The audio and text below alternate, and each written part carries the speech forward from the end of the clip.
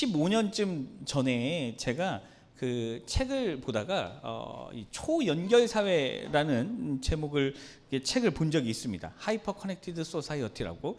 그게 이제 한 15년 전에 그 되게 화두로 떠오른 적이 있어요.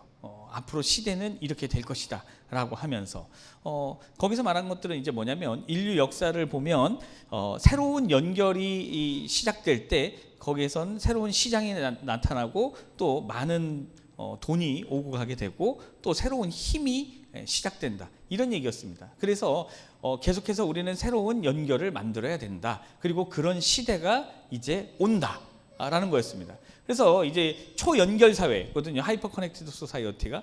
그러니까 이제 이 연결이 처음에는 사람과 사람, 그 다음에 이제 이게 어디까지 넘어갑니까? 사람과 사물, 그리고 또 어디까지 넘어가죠? 사물과 사물까지 넘어가죠.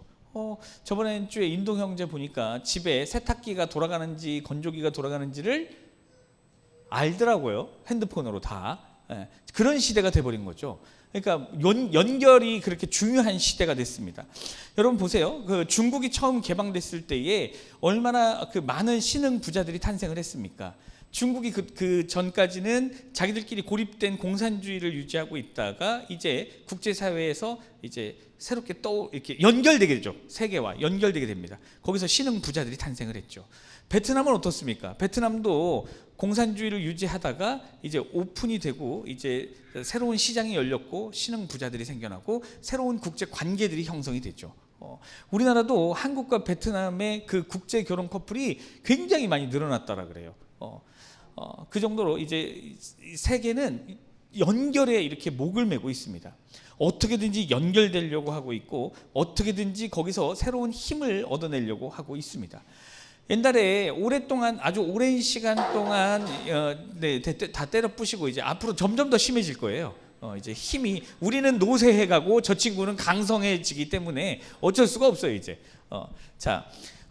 보세요. 한 5년 전, 10년 전까지만 해도 이란과 북한이 싸우냐 마냐, 이란과 북한이 미안합니다. 이란과 미국이 싸우냐 마냐 하고 있었죠. 그때는 이게 남의 일 같았어요. 아니 뭐 이란하고 미국이 싸우든지 말든지 뭐 우리하고 무슨 상관이야, 그렇게 살았잖아요. 그런데 어떻습니까? 막상 이란과 미국이 전면전은 아니지만 어쨌든 전쟁을 시작하니까 우리 생활에 불편함이 나타납니까, 안 나타납니까? 나타나죠. 여러분 기름값 안 무서우세요? 근데 기름값만 영향을 미칠 줄 알았더니 어때요?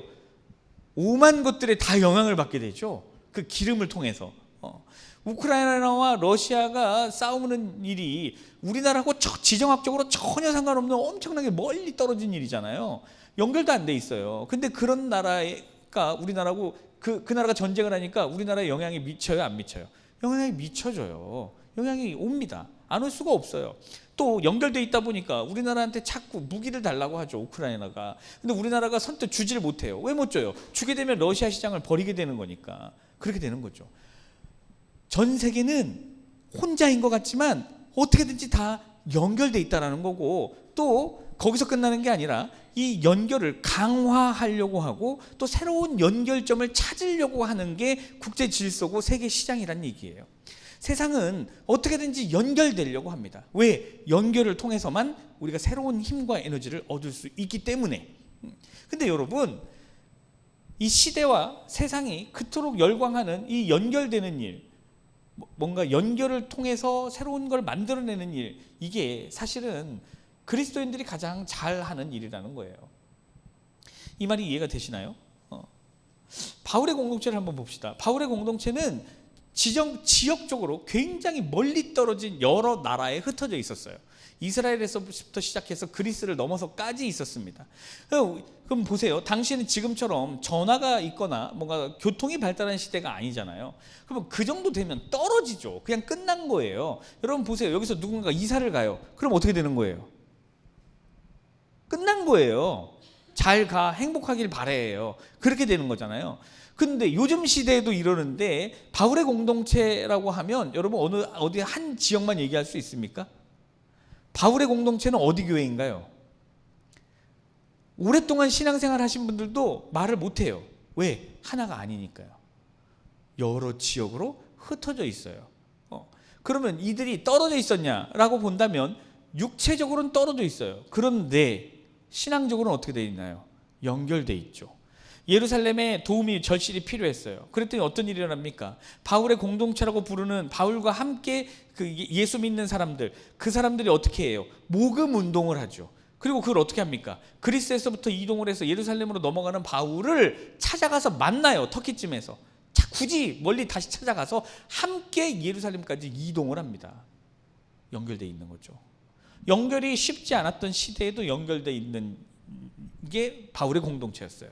그러니까 세상이 그렇게 연결되고 싶어함에도 불구하고 너무 어려워해요, 그거를. 그런데 이거를 누구보다 쉽게 잘하던 사람들이 그리스도인이라는 겁니다. 그리스도인. 여러분 너무 심각하게 들으시는 것 같아요. 이제 서론인데 표정 좀 푸시죠. 자, 옆 사람하고 서로 한번 보세요. 연결돼 계세요? 혹시? 물어보세요. 너 나하고 옛날에 일촌이라고 불렀는데 요즘 너 내 팔로워니? 한번 물어보세요.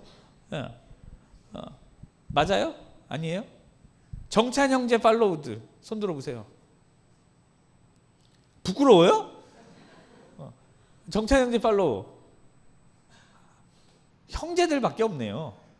박도진, 김태성, 최용환, 유효한, 김영민. 네, 좀 더 분발해야겠어요. 하민이 아니야? 맞아요. 근데 왜 안 들어요? 부끄러워요? 연결돼 있는 게 좀 창피해? 여러분, 이 지금 시대가 요구하는 게 연결인데 이 연결을 누구보다 잘하던 게 그리스도인이라는 겁니다. 제가 왜 이렇게 이 얘기를 하고 있냐? 사실 오늘 본문은요, 바나바의 이야기로 주로 설교를 하는 본문이에요. 왜냐? 바나바가 처음 등장하거든요. 그런데 원래 오늘 본문은요, 바나바 이야기가 아니에요. 오늘 본문은요, 조금 더 넓게 보면은 사실은 다른 이야기를 하고 있는 본문이에요. 그게 뭐냐? 그 연결에 대한 이야기예요. 자, 우리가 예수님을 믿고 나면 성령이 이끄는 삶이라는 것에 관심을 갖기 시작을 합니다. 그런데 이게 성령이 이끄는 삶이라는 게 도대체 어떤 삶인지 사실 상상이 잘 안 돼요. 우리는 상상이 안 돼요. 쉽게 설명하면 이렇게 되는 거예요.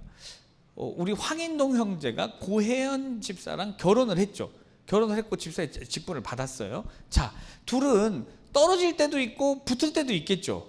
결혼했으니까 어쨌든 근데 결혼했는데 떨어져 있다고 완전히 떨어져 있으면 어떻게 돼요? 안 돼요. 이거 어려워요? 도진 형제, 이거 어려워요? 결혼을 하면 떨어져 있을 수도 있고 붙어 있을 수도 있잖아요. 그렇잖아요. 근데 떨어져 있다고 해서 아싸 나는 자유다 하면 돼요, 안 돼요? 안 돼요, 안 돼요. 우리 인동 형제, 우리 황인동 집사가요, 밤마다 영상통화를 30분씩 하더라고요. 떨어져 있을 때. 뭔 얘기를 하나 했더니 별 얘기도 안 해요. 근데 막 좋다고 거기 이렇게 웃으면서 앉아 있더라고요. 이렇게 얼굴에다 팩 붙이고. 연결돼 있는 거잖아요. 떨어져 있지만 연결돼 있는 거잖아요. 근데 보세요. 그래서 결혼을 해서 아내가 이끄는 삶을 살잖아요. 그렇죠? 아내가 이끄는 삶을 살아요. 우리 황인동 집사님은 그게 편하고 좋대요. 예, 그래서 아내가 이끄는 삶을 살아요. 그러니까 성령이 이끄는 삶이 어떤 삶인지 우리가 궁금하잖아요. 그러면 그 삶을 상상해 보는 거예요. 아내가 인도하는 삶, 남편이 인도하는 삶.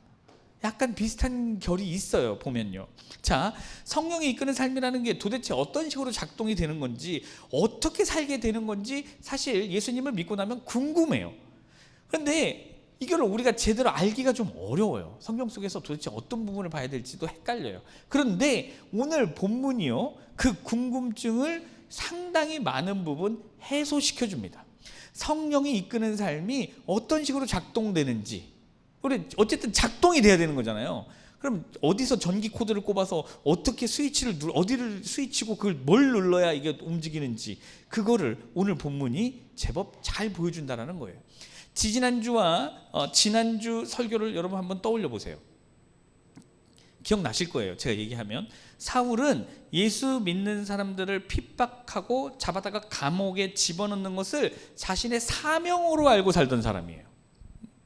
그러다가 외국으로 도망친 그리스도인들까지 잡아오기 위해서 군대를 이끌고 다메섹까지 간 사람이에요. 그런데 사울은 다메섹으로 가는 중간에 하나님의 음성을 듣게 됐고 눈이 멀어버렸어요. 이게 이제 지지난주의 내용이었죠. 근데 지난주에 어떤 일이 일어납니까? 하나님께서 아나니아라고 하는 제자를 통해서 사울을 안수하게 하고 눈이 회복되는 장면을 봤습니다. 근데 눈만 회복된 게 아니죠. 다른 많은 것들이 다 회복이 돼요. 사울과 아나니아는 모두 두려운 중에 있었지만 말씀에 순종함으로써 그 두려움을 통과했고 하나님이 준비한 은혜와 회복을 경험할 수가 있었어요. 두 사람 다 동시에 경험을 하게 됐어요. 이후에 사울은 아나니아에게 세례를 받았고 함께 음식을 먹으면서 강건하여졌다라고 지난 시간에 성경 본문이 끝이 났어요. 자, 그러면 사울이 예수님을 믿게 된 거잖아요. 드디어 믿게 됐잖아요. 그러면 그 전에는 관심이 없던 것들에 이제 관심이 생기기 시작했겠죠. 그러면 예수님을 믿고 났으니까 사울의 삶이 평탄하여질 거라고 예상을 하잖아요. 보통 여러분 백설공주의 이야기가 왕자님을 만나서 해피엔딩으로 끝나잖아요. 그렇죠. 그럼 우린 그 뒤에 당연히 어떻게 살 거라고 생각해요? 행복하게 살 거라고 생각하잖아요. 잠자는 숲속의 공주님이 결혼을 해서 이게 왕자님으로 인해서 이제 잠에서 깨어나요. 그러면 그 뒤에 이야기가 어떻게 될 거라고 생각해? 행복하게 돼야 하잖아요. 근데 결혼을 했더니 이 여자가 계속 24시간 중에 20시간 잠만 자더라. 그래서 부부관계에 문제가 생겼고 결국에는 이혼에 이르게 되었다. 이렇게 상상해요 혹시? 안 하잖아요. 그러니까 다 희망찬 이야기를 기대를 한단 말이에요. 사울도 예수님을 믿기 시작을 했어요. 그러면 희망찬 이야기를 기대를 하겠죠. 그런데 사울의 이야기가 순탄하게 흘러가지 않습니다. 오늘 본문을 보니까요 굉장히 힘들어져요. 23절과 26절을 보니까 사울은 사람들로부터 자신의 변화와 진심이 의심받게 돼요. 여러분 혹시 농담으로라도 친구들한테 뭔 얘기했을 때 친구들이 안 믿는 경우 있잖아요. 장난으로라도 안 믿는 경우. 그런 경험 해보신 분 다 대부분 해봤죠. 한 번씩은. 어떻든가요? 너무 힘들죠. 너무 힘들어요. 근데 사울이요 자신의 이 변화와 진심을 의심받게 됩니다. 근데 의심으로만 끝나는 게 아니라 또 어떤 일이 또 생깁니까? 보니까 유대인들로부터 살해당할 위협에 처하게 돼요. 그러니까 누군가가 나를 죽이려고 열심을 내는 거예요. 그냥 죽이는 신용이 아니라 정말 죽이려고 열심을 내는 사람들이 존재하는 거예요. 그것도 한 명이 아니라 몇십 명이. 자, 이것만 보면 사울이 예수님을 믿고 난 후의 삶이 그 이전 예수님을 믿기 전의 삶보다 좋아졌어요? 나빠졌어요? 어때요? 좋아졌어요? 나빠졌어요? 나빠졌죠. 눈으로 볼 때 보세요. 예수님을 믿기 전에 사울은 어떤 사울이었어요? 예수님을 믿기 전에 사울은 자기가 대장이에요. 대제사장들 찾아가서 예수 믿는 사람들 잡게 영장 좀 주시오. 다 모여 40명을 이끌던 사람이에요. 이때 사울의 모습이에요. 근데 지금 예수님을 믿고 났더니 어떤 일이 생겨요? 안 믿어요 사람들이 자기를. 근데 안 믿는 데서 끝나요? 아니죠. 어디까지 가요? 죽이려고 하는 상황까지 가요. 그거를 원래 자기 힘으로 막을 수 있는 사람이에요. 근데 막을 수 없게 됐죠. 그러니까 예수님을 믿고 나서 삶이 더 안 좋아진 것처럼 보여요. 그럼 보통은 뭐가 나오냐면 불평의 소리가 나오게 돼요. 내가 예수님 믿으면 뭐 다 없어진다며, 다 괜찮아진다며 하면서 불평의 소리가 나오게 돼요. 그런데 과연 불평만 할 것이냐라는 거죠. 불평을 멈추고 자세히 들여다보면 그 안에 하나님의 은혜와 성령의 인도하심이 드러난다라는 겁니다. 자, 오늘 본문이 딱 그래요. 사울의 삶이 더 안 좋아졌어요. 그러면 불평의 소리가 나올 수 있어요. 아, 뭐야 이거 전부 다 안 좋아졌잖아. 이렇게 돼야 돼요. 그런데 오늘 본문을 그렇게만 보고 나면 누구에게 집중하게 되냐면 바나바에게 집중하게 돼요. 왜요? 바나바가 구해주는 것처럼 보여요. 그러니까 설교의 이야기가 바나바로 가게 돼 있어요. 그렇게 봐버리면. 근데 이 오늘 본문을 조금만 더 자세하게 들여다보면요, 뭐가 보여요? 하나님의 은혜와 성령의 인도하심이 보여요. 오늘 본문 안에. 그러면 주인공이 바나바가 아니게 돼요. 누가 주인공이 될까요? 그러면 성령이 주인공이게 돼요. 성령은 어떻게 사울의 삶을 인도했는지 오늘 본문에 잘 드러나 있거든요. 그러니까 내 삶이 예수님을 믿고 안 좋아졌어. 그래서 불평만 하게 되면 진짜 봐야 될 걸 못 보게 된다라는 거죠. 불평을 멈추고 이 안에 있는 하나님의 은혜를 보기 시작해야 된다라는 겁니다. 자, 그러면 그 눈으로 다시 오늘 본문을 한번 봅시다.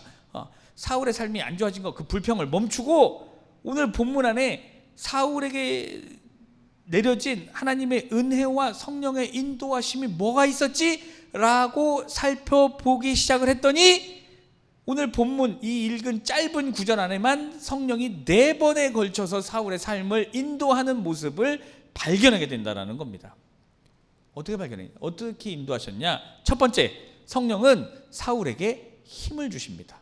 19절, 20절. 음식을 먹음에 강건하여 지니라. 20절. 즉시로 각 회당에서 예수가 하나님의 아들이심을 전파했다. 여러분, 퀴즈. 사울은 열정과 열심 있는 사람입니까? 아니면 게으른 사람입니까? 사울은 열정과 열심 있는 사람이에요. 사울은 원래 그런 사람이에요. 원래. 이해가 돼요? 우리 그런 사람 본 적 있잖아요. 원래 열심인 사람. 우리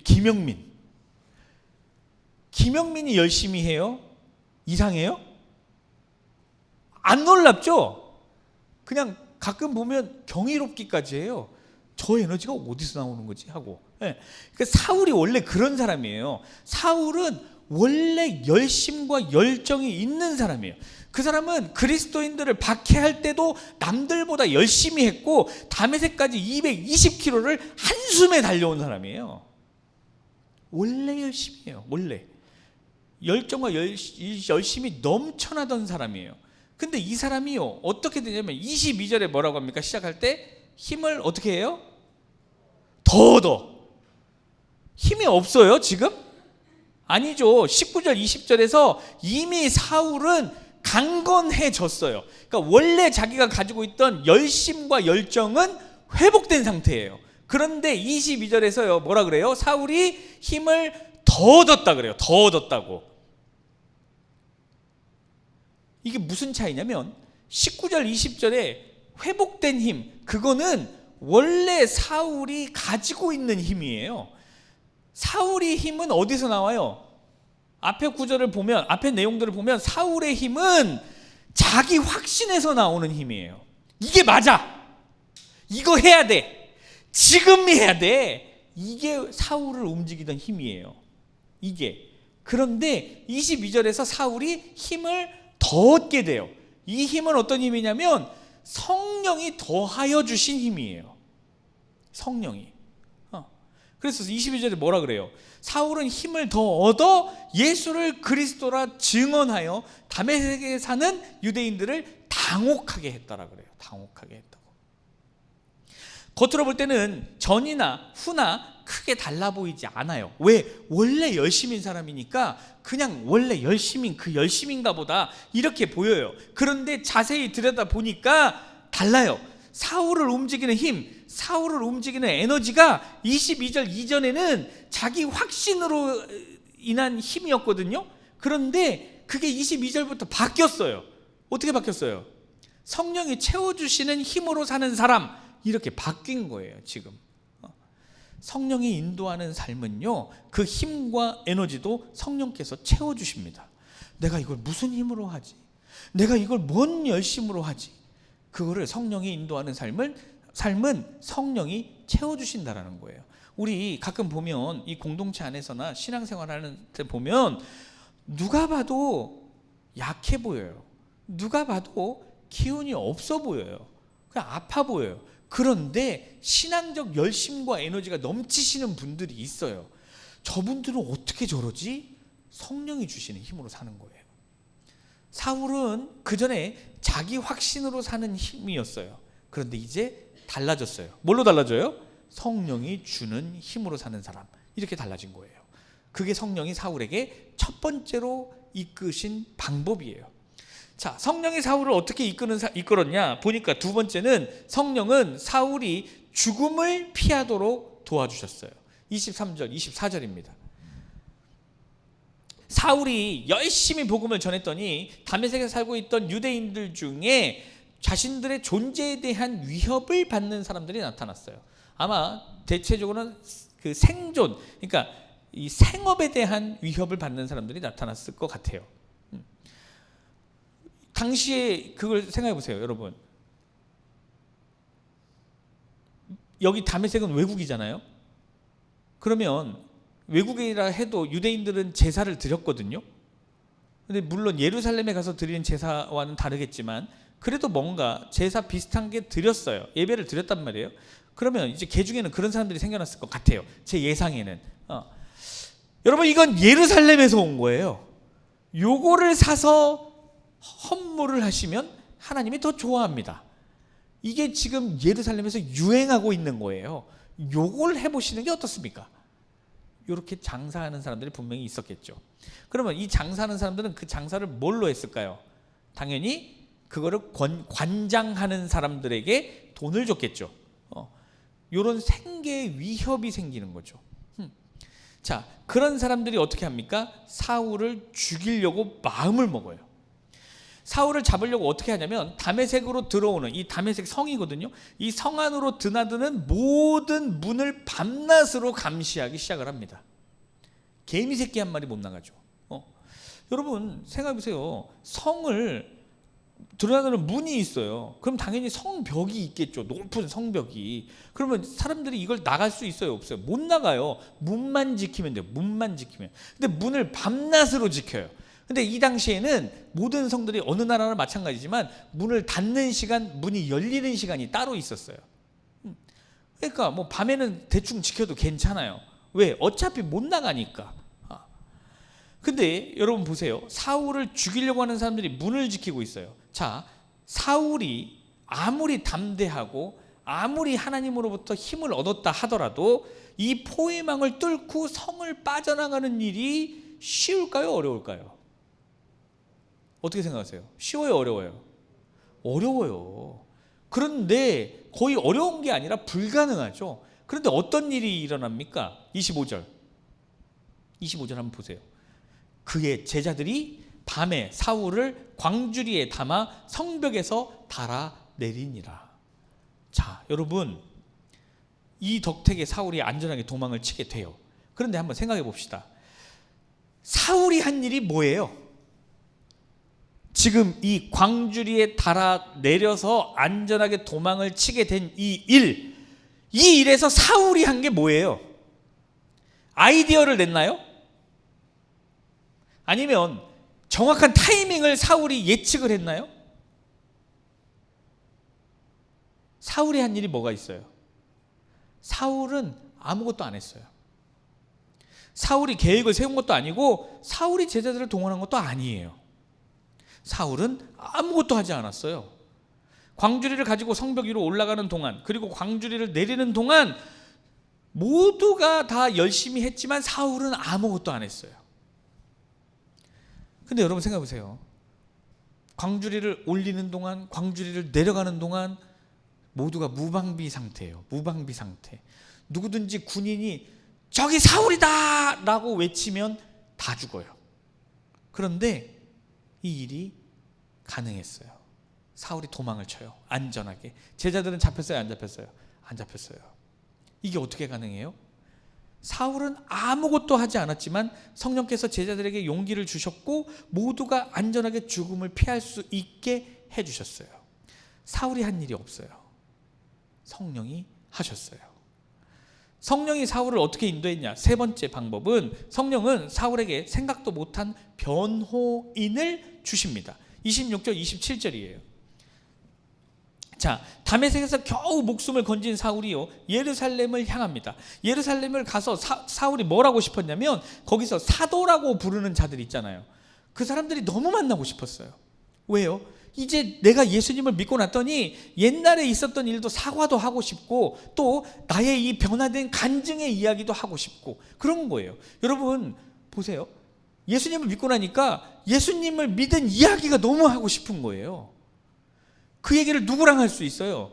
예수님 믿은 사람하고밖에 못해요. 그 얘기가 너무 하고 싶은 거예요. 그래서 제자들을 만나고 싶었어요, 사울이. 그런데 제자들이 만나주질 않아요. 왜 안 만나줘요? 예전에 너무 열심히였던 자기가 해놓은 일이 있잖아요. 예수 믿는 사람들을 다 잡아다가 죽였던 거, 감옥에 가뒀던 일, 그거 있잖아요. 그거 내가 옛날 예수님 만나기 전에 열심히 했던 그거, 그게 나를 올가매는 거예요. 나를 올가매요. 그래서 내가 바뀌었다는 걸 믿어주질 않아요. 믿어주지. 여러분 이걸 내가 했어요. 근데 친구가 안 믿어줘. 안 믿어줘. 나 교보문고 투표했어 바로. 근데 안 믿어줘. 효빈이가 안 믿어줘. 에이 목사님 거짓말하지 마요. 아니 나 진짜 했다니까. 에이 누구랑 했어요? 증인 대봐요. 그걸 누구랑 해? 내가 혼자 하지. 내가 했어. 그거 열 때마다 순서가 바뀌더라고. 봐봐 한 거지 맞지? 에이 누구한테 들었겠죠. 하빈이가 얘기해줬죠. 아니 내가 했다니까. 그럼 그런 걸로 해요. 어때요? 짱나지? 아까 제가 이 얘기를 교사 예배 때 했더니 한별이가 이빨이 칵 물고 입술이 확 올라가더라고요. 짜증나 죽겠대요. 보니까 막. 누가 안 믿어주면 막 화가 나잖아요. 이거 어떻게 할 수가 없잖아요. 근데 사울이 변했어요. 근데 그걸 안 믿어줘요. 아니 그래서 믿게 해주겠다고 만나자니까 안 만난대요. 여러분 그런 상황이면 이거를 혼자 해결하는 게 가능할까요? 효빈이가 나를 안 믿어요. 내가 효빈이한테 이걸 믿게 해야 되는데 이게 내가 혼자 가능할까요? 여러분 이거 나 혼자 못해요. 내가 얻을 수 있는 답은 최선의 답은 그거예요. 그런 걸로 해요. 이게 최선이에요. 내가 혼자서 다른 거는 해결을 해보겠는데 요 사람의 요거를 바꾸질 못해요. 내가 혼자서. 사울도 똑같았어요. 사도들이 나를 안 믿어요. 이거를 어떻게든지 믿게 해주려고 그러는데 안 믿어요. 안 믿어. 아예 보려고도 안 해요. 요때에 바나바가 믿어요. 바나바가 사울을 본 적이 없어요. 근데 이상하게 다른 사람들은 다 안 믿는데 바나바는 믿어요. 그럼 여러분 생각해 보세요. 바나바는 이걸 왜 믿어요? 아니 다 안 믿을 때 혼자 믿으면 얘가 이상한 거잖아요. 그럼 바나바는 왜 믿어요 이거를? 바나바는 왜 믿어요? 설명이 돼요 안 돼요? 뭘로도? 설명이 안 돼요. 설명할 수 있는 건 딱 하나밖에 없어요. 누가 믿게 해준 거예요? 성령이 믿게 한 거예요. 이걸 왜 이렇게 보냐면 지금 사울이 예수님을 영접한 이후로부터 오늘 본문이 끝날 때까지 이 본문이 얘기하고 있는 게 성령이 인도하는 것에 대해서 얘기하고 있기 때문에 그 와중에 바나바가 있어요. 그래서 성령이 믿게 하셨다라고 볼 수 있는 거예요. 주인공이 성령이에요. 자, 그래서 바나바가 믿게 됐고 바나바가 사도들을 찾아가서 설명을 합니다. 여러분 사울이요 변했습니다 라고. 근데 여러분 생각해 보세요. 모두에게 의심을 받는 사울 편을 들었을 때 바나바한테 어떤 유익이 있을까요? 1번 같이 의심받는다. 2번 사울이 한몫 챙겨준다. 보통 같이 의심받죠. 의심이 크면 클수록 같이 의심받는 것밖에 없어요. 그렇잖아요. 그럼 바나바는 무슨 유익이 있어서 이런 짓을 하냐는 거예요. 설명이 안 돼요. 뭘로만 설명할 수 있어요? 성령이 그렇게 하셨다. 성령이 믿게 하셨어요. 그래서 바나바는 직접 사울을 데리고 사도들을 찾아가서 사울이 길에서 어떻게 예수님을 만나게 됐는지, 다메섹에서 어떻게 예수님을 전했는지를 대신 설명을 해줍니다. 바나바도 안 봤어요, 사실은. 근데 그거를 본 것처럼 얘기해줘요. 바나바에게 아무 유익이 없어요. 성령이 그렇게 하게 만들어줬어요. 우리도 살다 보면요, 억울한 상황에 부딪힐 수 있어요. 누가 나를 안 믿어줄 수 있어요. 내 이야기를 들어주지 않아서 억울한 채로, 그냥 그 억울함이 해결되지 않은 채로 모든 일이 그대로 마무리되는 것처럼 보일 때도 있어요. 그런 경험 안 해보셨나요? 그러면 그 은혜예요. 안 해보셨으면. 근데 진짜 그렇게 그냥, 아니 내가 지금 이 억울함이 해소가 안 됐는데 그냥 이야기가 정리돼 버리는 경우들이 있어요.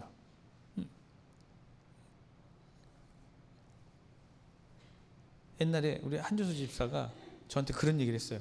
자기는 사과를 했는데 사과를 받은 사람의 화가 안 풀리더래요. 그래서 어떻게 했냐니까 다 듣고 미안 그랬대요. 그 화가 난 사람은 이게 안 풀리는 거죠. 안 풀린 채로 여기 있어요. 미안해라고 듣긴 했는데. 우리도 억울함이 그렇게 해소가 안 된 채로 끝나는 것 같을 때가 있단 말이에요. 그런데 결국엔 성령께서 진실이 드러나게 하신다는 겁니다. 성령이 사울을 진실이 드러나도록 인도해 주셨어요. 성령이 사울을 어떻게 또 인도했냐? 네 번째는 성령은 사울이 안전하도록 지켜주셨어요. 여러분, 이 시대에 안전한다는 거, 여러분 이게 얼마나 어려운 일입니까? 굉장히 어려운 일이에요. 자, 28절 29절이에요. 사울이 제자들과 함께 있어 예루살렘에 출입하며 또 주 예수의 이름으로 담대히 말하고 헬라파 유대인들과 함께 말하며 변론하니 그 사람들이 죽이려고 힘썼다. 바나바의 변호로 인해서 겨우 예루살렘 공동체에 받아들여졌어요. 이제 평안히 예수님 이야기를 하고 싶어요. 이제 그러려고 했는데 이번에는 또 다른 유대인들이 사울을 죽이려고 최선을 다해요. 여러분, 누군가가 나를 죽이려고 최선을 다하려면, 거기서 살아나려면 방법이 뭐가 있을까요? 누군가 나를 죽이려고 최선을 다해요. 너무 열심히 해요. 내가 거기서 안 죽으려면 방법이 뭐예요? 도망치는 그런 간단한 게 아니고, 에? 선빵! 미안해, 나 죽이려고 하는 줄 알았어. 이래요? 뭐 선빵도 중요하죠. 근데 공부하고 똑같아요. 내가 1등을 이기고 싶어요. 1등이 10시간 공부한대요. 그럼 난 어떻게 해야 돼요? 11시간 해봐야겠죠, 일단. 걔보다 열심히 해야 되는 거잖아요. 누가 나를 죽이려고 최선을 다해요. 그럼 나는 안 죽으려면 어떻게 해야 돼요? 나를 죽이려는 걔보다 더 최선을 다해서 살아야 돼요. 그래야 살죠. 아니, 제가 열심을 다해서 나를 죽이려고 오는데 내가 열심을 당하지 않으면 내가 어떻게 살아요? 근데 그런 사람이 한 명이 아니에요. 만약에 한 40명이 나를 죽이려고 최선을 다하고 있어요. 그럼 내가 안 죽으려면 어떻게 해야 돼요? 40명의 최선보다 더 최선을 다해야 되겠죠. 근데 이게 가능해요? 어렵죠. 40명이 나를 죽이려고 최선을 다하고 있는 상황에서 살 수 없어요. 못 살아요. 자, 그런데 지금 사울이 그런 상황이에요. 자기를 죽이려고 사람들이 최선을 다하고 있어요. 근데 다메섹에서도 그런 일이 있었잖아요. 근데 다메섹은요, 나를 도와주는 누가 있었어요? 제자들이 있었어요. 제자들이. 근데 지금 예루살렘에는 있어요, 없어요? 없어요. 나를 목숨 걸고 지켜줬던 그 제자들이 예루살렘에는 없어요. 스스로 이 위험을 해결할 방법도 없고 도와줄 만한 사람도 없어요. 없어요. 그럼 어떻게 돼요? 남은 건 죽는 것밖에 방법이 없어요. 그런데 어떤 일이 일어납니까? 30절. 형제들이 알고 가이사랴로 데리고 내려가서 다소로 보내니라. 여러분, 이 형제들이라는 게 사울의 계획 안에 있었어요? 없었어요. 없던 사람들이에요. 성령께서는 이번에는 전혀 생각하지도 못했던 형제들이 사울을 돕게 해요. 여기서 말하는 형제들이 누구예요? 사울의 변화됨을 믿고 사울과 함께 예배하는 사람들이 형제들이에요. 자, 퀴즈. 사울은 자기를 죽이기 위해 최선을 다하는 사람들이 있다라는 것을 알았을까요? 몰랐을까요? 알았다. 몰랐다. 성경을 보니까 몰랐어요. 성경을 한번 보세요. 지금 30절을 보세요. 28절부터 30절까지 보세요. 사울이 알았다는 얘기가 있어요? 없어요. 누가 알아요? 근데 30절에 형제들이 알고예요. 형제들이 알고. 사울은 알아요? 몰라요? 몰라요. 성령이 형제들에게 알게 하셨어요. 형제들이 알았어요. 그러니까 무슨 얘기냐면 사울은 예수님을 전하느라고 눈치도 못 챘어요. 우리 그럴 때 있죠. 자기 몸 못 챙기고 남들은 열심히 챙기는 엄마 같은 사람들. 사울도 예수님 이야기를 열심히 전해요. 근데 딱 보니까 성령이 보니까 사울한테 알려줘봤자 자기 안위를 별로 신경을 안 쓸 것 같아요. 그러니까 성령이 어떻게 해요? 형제들이 알게 해요. 어차피 얘는 알아봤자 지금 알아봤자 얘가 할 것 같진 않아. 이렇게. 그러니까 형제들이 알게 해요. 형제들이 사울도 모르던 일을 먼저 눈치채요. 눈치채게 하셨어요.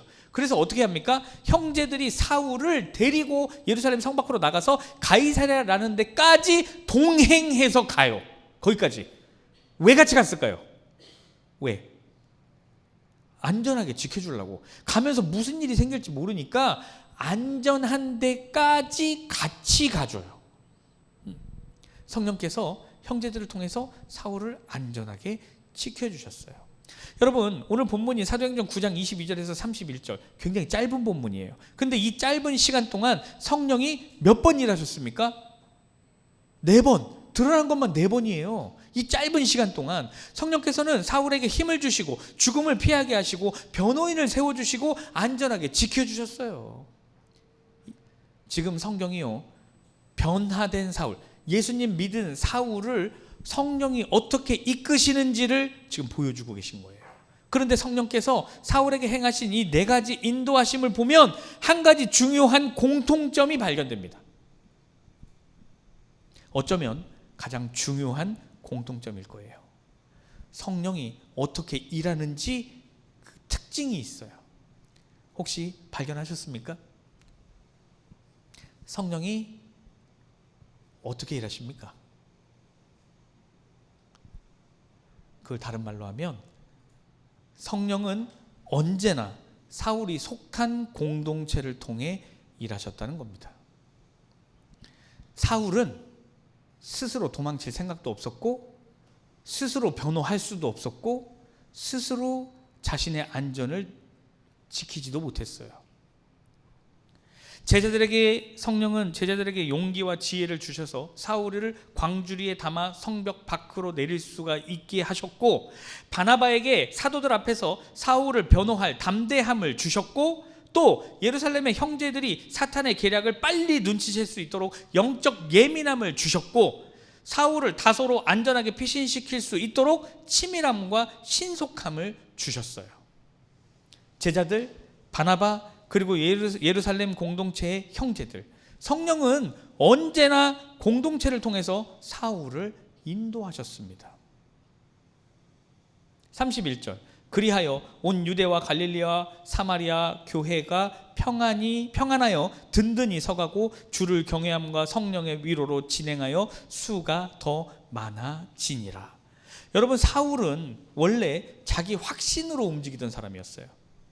그런 사울은 예수님을 만난 후에 성령의 인도를 받는 사람이 되었어요. 성령께서는 그런 사울에게 힘을 더하시고 피하게 하시고 안전하게 지켜주셨어요. 그리고 그 모든 일에는 언제나 사울과 함께한 공동체가 있었습니다. 성령께서는 사울을 항상 공동체와 연결되게 하셨어요. 사울은 그 연결을 통해서 성령의 인도하심을 누리면서 살게 되었습니다. 우리는 성령의 인도하심이 극적인 감동이나 특별한 음성이나 계시를 통해서 나타난다라고 생각해요. 그런데 오늘 본문을 보니까 그렇지 않아요. 오늘 본문을 보니까 성령의 인도하심은 하나님께서 붙여주신 공동체와 형제들을 통해서 나타납니다. 그래서 우리는 항상 공동체와 연결되어 있어야 돼요. 물론 혼자 있다고 해서 무조건 나쁜 것은 아니에요. 혼자 기도하는 시간이 필요할 수 있지요. 그렇지만 굳이 혼자 공동체 안에서 고립될 필요는 없다라는 겁니다. 나 혼자 할 수 있다고 하는 생각은 하나님께서 주신 최고의 무기를 내려놓고 적과 맨몸으로 싸우는 거하고 똑같아요. 최고의 무기가 뭡니까? 바로 우리가 속한 공동체가 예수님을 영접한 이후에 받게 된 가장 큰 축복이고 선물이라는 거예요. 목적이 이끄는 삶이나 뭐 이런 것들을 한번 보세요. 보면 뭐라 그래요? 우리가 예수님을 믿고 난 후에 안개가 걷히고 그 거친 안개 속에서 누구를 발견하게 됩니까? 함께 예수 믿는 사람들을 발견하게 된다라고 해요. 사울은 혼자서도 충분한 사람이었어요. 그런데 혼자 있었다면 다메섹에서 죽고 끝났을 거예요. 다메섹만 구원하고 말았겠죠. 다메섹에서 자기의 제자들로 인해서 목숨을 건진 사울은 바로 누구를 만나고 싶어 했어요? 혼자서도 충분하다고 생각했던 사울이었지만 제자들을 만나고 싶어졌어요. 사도들을. 예수님이 어떻게 일하시는지, 성령이 어떻게 일하시는지를 이때까지도 사울은 몰랐어요. 몰라. 어떻게 할 거예요? 믿은 적이 없는데. 몰랐단 말이에요. 그래서 이 이야기를 하고 싶었어요. 그래서 사도들을 만나고 싶었어요. 그런데 안 만나줘요. 자기를 안 만나줘요. 근데 성령께서 바나바를 통해 사울이 사도들과 연결되게 해주셨어요. 그리고 그곳에서 사울과 함께 예배하게 된 형제들이 결국엔 사울의 목숨을 구하게 됩니다. 어떻습니까, 여러분? 성령이 이끄는 삶. 오늘 본문은 성령이 이끄는 삶은 공동체와 연결되어야 된다라고 얘기를 하고 있어요. 그리고 그 공동체가 우리를 구해준다라고. 여러분, 이럴 때 있죠. 예를 들어서 사람이 탈수가 오는 걸 바로 알 수 있나요? 어때요? 닥터리, 의사 선생님, 사람이 탈수가 오는 걸 본인이 바로 느껴요? 잘 모르죠. 몰라요. 근데 누구는 알아요? 옆에서 관찰하는 사람은 알아요. 오늘 좀 이상한데? 사람은 자기가 스스로 문제가 있다는 걸 인지 못할 때가 꽤 많아요. 근데 옆에서 보면 오늘 표정이 왜 그래? 오늘 어디 무슨 일 있어? 혹시 뭐 안 좋은 일 생긴 거 아니야? 옆에서 알아보죠. 옆에서 누가 그렇게 말해주기 전에는 나는 그냥 내 열심을 낼 뿐이죠. 김영민 같은 친구들, 원래 열심인 사람들은 그게 더 심하죠. 몰라요. 몰라. 김영민 형제가 몇 년 전에 풋살을 하다가 표정이 안 좋았어요. 얼굴이 창백해졌어요. 그래서 제가 물어봤어요. 어디 안 좋아? 그랬더니 여기가 좀 많이 아프대요. 그래서 얘기를 들어보니까 체했어요. 근데 한 번도 본인이 체해본 적이 없어서 체한 걸 몰라요. 본인은 모르고 뛰어요. 막 이러고 뛰어요. 계속. 원래 열심히니까 열심히 해요. 그 체한 거였어요. 그걸 누가 알았어요? 옆에서 보고 안 거예요. 똑같아요. 그래서 하나님이 우리로 하여금 공동체와 연결되게 만들어주세요. 형제들이 사울이 눈치채지 못한 예루살렘에서 죽이려고 하는 사람들을 먼저 형제들이 눈치채게 해주셨어요. 왜요? 옆에서 보면 그걸 알게 하신 거예요. 우리는 그래서 연결돼야 돼요. 근데 여러분, 연결됐을 때도 문제가 생길 때가 있죠. 이건 어떤 경우냐면 그쪽이든 이쪽이든 어느 한쪽이 성령과 멀어진 거예요. 그러니까 연결에 문제가 생기죠. 자, 어떻습니까? 지금 여러분의 삶을 돌아보면 혹시 여러분 곁에서 여러분을 지키고 있는 누군가의 손길이 느껴지십니까? 어때요? 한번 보세요. 옆 사람 한번 보세요. 나를 지키고 있는 손길로 느껴지십니까? 그리스도 공동체는 성령을 통해서 서로 연결되게 되어 있어요. 그리고 그 안에서 누리는 평안과 축복을 그저 우연이나 호의로만 여기게 된다면 우리는 중요한 걸 놓치고 가게 되는 겁니다. 그리스도 안에서 내가 성령을 통해서 누군가와 연결되었다는 거, 그것이 바로 성령께서 우리의 삶을 인도하시고 있다는 증거입니다. 내가 연결되었다는 거. 정찬과 김영민은 연결될 수 있어요. 고등학교 친구니까. 그렇죠? 그런데 이강건과 김영민이 연결되는 게 가능한가요? 이게 가능해요? 저 친구는 집이 청주인데 전공도 다르고. 불가능해요. 권태중과 신호용이 연결되는 게 가능한 일입니까? 저기는 고향이 남원이에요. 우리 호용 형제는 아니에요. 학교도 달라요. 전공도 달라요. 직업도 달라요. 이게 가능해요? 불가능해요. 근데 연결됐어요. 유효한 형제와 김태성 형제가 둘이 나란히 앉아서 예배를 드리고 있어요. 저게 가능한 일이에요? 불가능한 일이에요. 그래서 우리가 공동체 안에서 서로 연결되었다는 거, 이게 성령이 우리 삶을 인도하고 있다는 증거라는 겁니다. 옆 사람 보세요. 이게 증거예요. 옆 사람 보세요. 증거라니까요. 증거라니까요. 김봉세와 송채원 자매가 마주칠 일이 뭐가 있어요? 세금 낼 때 아니면 없어요. 송채원 자매가 추신부에 있대요. 빨간 딱지 붙이는. 만나면 안 좋은 사이예요. 근데 같이 있잖아요. 성령이 이끌고 있다는 증거입니다. 반대로 여러분, 우리 곁에도 혹시 사울처럼 두려움과 불안함, 위협 속에 있는 누군가가 눈에 자꾸 보이거나 자꾸 의식되고 자꾸 신경이 쓰일 수 있어요. 혹시 지금 내가 무시하고 살아도 되는데 자꾸 신경 쓰이는 사람이 있습니까? 그렇다면 그것은 바로 성령께서 내가 그 사람과 연결되기를 원하시는 것일 수도 있어요. 그 사람을 위해 용기를 내어서 광주리를 들어주는 일, 그를 변호하는 일, 그를 안전한 곳으로 데려가는 일을 성령께서 나를 통해 하고 싶은 것일 수도 있습니다. 말씀을 마치겠습니다. 여러분, 오늘 말씀을 교훈 삼아서 우리도 한 공동체로서 성령을 중심으로 강하게 연결되어야 돼요. 이미 우리는 연결되어 있고 그게 더 강하게 연결되어야 됩니다. 그래서 서로에게 성령의 인도하심을 전해줄 통로가 되어야 돼요. 통로가. 왜? 오늘 본문을 보니까 성령은 공동체를 통해서 이끄십니다. 그래서 우리는 서로에게 성령의 인도하심을 전해줄 통로가 되기 위해서 항상 깨어서 서로의 존재를 인지해야 돼요. 여기에 함께 예배드리는 그 사람이 있구나. 이걸 항상 인지해야 됩니다.